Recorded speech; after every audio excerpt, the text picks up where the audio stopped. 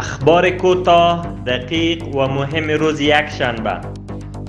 جناب امیرالمومنین حفظه الله با رؤسای اطلاعات و فرهنگ تمام ولایت ملاقات نمود. در این دیدار جناب امیرالمومنین حفظه الله دستورات و راهنمودهای لازم را با رؤسای اطلاعات و فرهنگ ولایات ارائه کرد و آنها را متوجه وظایفشان نمود. همچنان از حمایت همه جانبه در جریان کارشان اطمینان داده شد.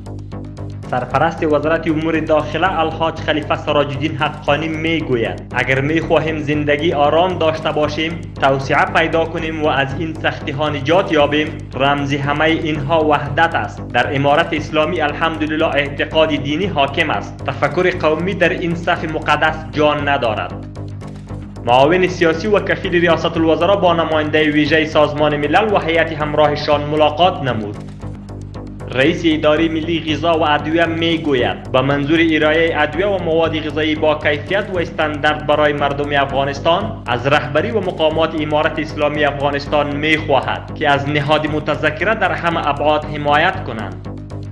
شیخ ندا محمد ندیم سرپرست وزارت تحصیلات عالی میگوید ما بر کشورهای جهان صدا میکنیم که به حکومت کنونی افغانستان اعتماد کامل داشته باشد و در زمینه‌های مختلف با آن همکاری نمایند.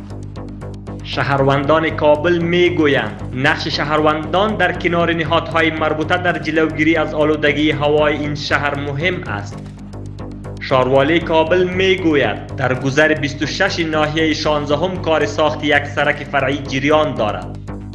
56 دانش آموز از یک مرکز آموزشی در شهر کلات مرکز ولایت زابل از دروس دینی و فنی فارغ شدند.